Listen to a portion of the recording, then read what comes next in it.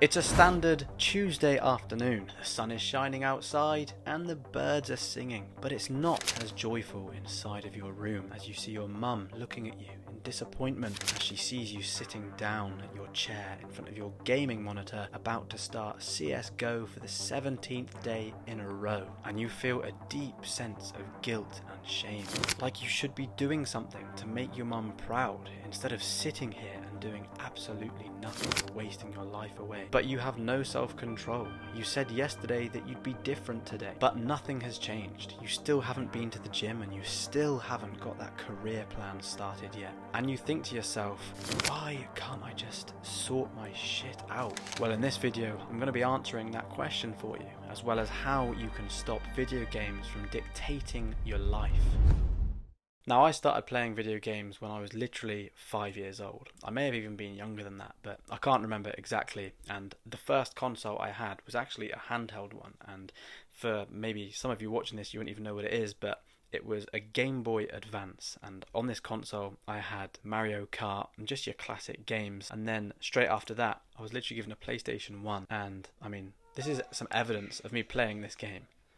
And as you can see, I was pretty much immersed into this world of virtual shit straight away. Look at the graphics on this as well. And then this continued on throughout my teenage years. I played a lot of FIFA, I played a lot of Clash of Clans on my mobile as well, and this was particularly dangerous because it didn't matter where I was. Even if I wasn't at home, I'd be playing this bloody game, and I swear to God, I've probably spent days upon days upon days playing this. The reason I stopped is because I naturally end up giving myself distractions the older I got, which I was, I guess, pretty fortunate about, because I know not everyone has been through this so early on in their life, and when I compare to some of my friends, they absolutely are maybe still in this scenario and they still haven't actually found a way to find other things to do and distract themselves with positive activities, right? So let me give you some insight to this. The thing is, there is a huge difference between playing video games for fun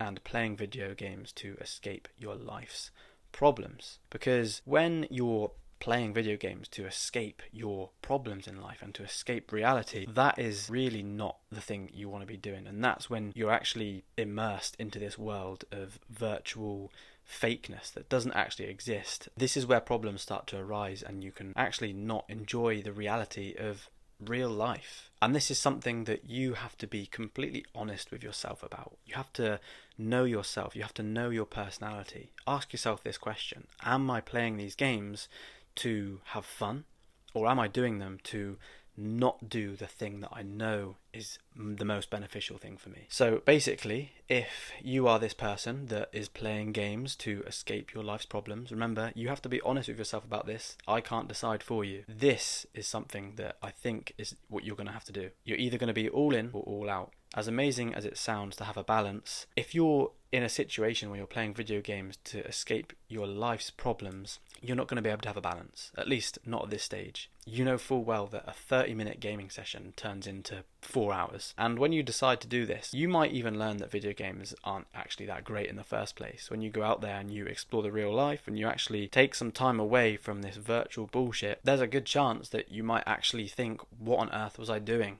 Why was I spending so much time playing these games? At the end of the day, it's all about personality, and it's all down to whether you can control it or not. And like I said, if you're playing games to try to escape your life's problems, this is your solution. All in or all out. And we're obviously going for not all in, because that's basically playing games even more than you were before. So I don't know why I put that in there. We can just get rid of that, can't we? You're all out, okay? Until you have a grip on it. Now, if you are able to control yourself, like for me right now, I don't play video games, but I do feel like I'm at a place where I can control myself.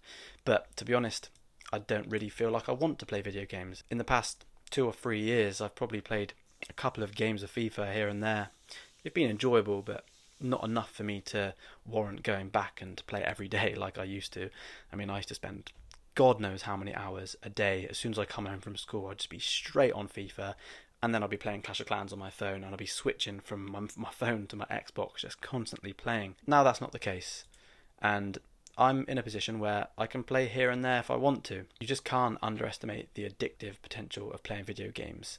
And this is where it's important to know your personality, because Discipline is required to step away from these video games, okay? And just imagine what level you'd be at if your time was instead focused on your purpose, instead of investing so much into this virtual world. If you don't have discipline with this and you understand your personality, these are the steps that you're going to take, and these are the steps that a good friend of mine actually undertook to stop himself from playing these games. So the first thing is to remove the triggers. So for my friend, for example, he would find that he would constantly play CSGO and Valorant, and what he would do is he'd go onto his computer to do some work and he'd see Steam pop up on his screen, and all of a sudden he's playing CSGO and he's on Valorant and he's doing all this stuff because of the fact that he'd seen the triggers and he'd seen the logos for these games, and he just couldn't do it. It was almost like a subconscious thing in his head. What he did to stop this is he removed the triggers. He literally just deleted Steam off of his computer. So now he doesn't have the pop-up, he doesn't have that issue of seeing a notification from a game or anything like that. So that's the first thing. The next thing is to find another hobby to fill up your time. The more positive distractions you have, the better it is, because when you have nothing else to work towards or no other goals, you will literally do nothing else other than play video games. So if you have something else that's positive in your life to do instead of play video games, and you have another goal to work towards, then you might not even want to play games because you've got this thing that you want to do. And I've written down a couple of examples here. You know, you could learn an instrument, right? You could learn a language. You could start reading books. You could exercise more. You could go to the gym and you could learn about nutrition. You could learn how to cook. There are so many things you could do. Another thing you can do, you can see life as a video game and level up your real life character. So you know how when you're playing a game and you level up your character and you acquire more skills and you get more money and you do all this and you can literally see him getting better and stronger. Well, you can literally do this in the real life world, you know.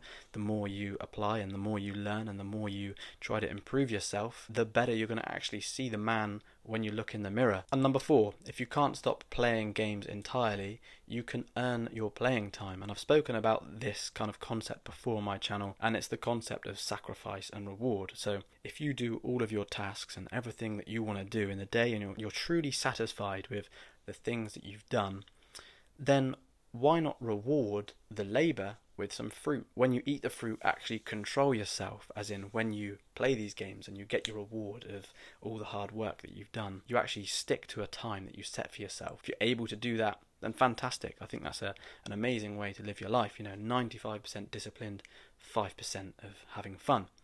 But once again, if you're not able to do that, then we're going to have to scroll all the way back up and we're going to go all out until you have a grip on it. So you go all out until you're able to have the discipline to then earn your playing time. You have the power to stop this shit, bro. You have the power and you know what to do. Only you can make this decision. And it all starts with believing in yourself, because if you believe you can, you're more than halfway there. If you want to go to the gym and get a strong physique, a diet's the best way to do that, and I'm giving you a diet plan for free. Get that from the description below. Cheers, buddy.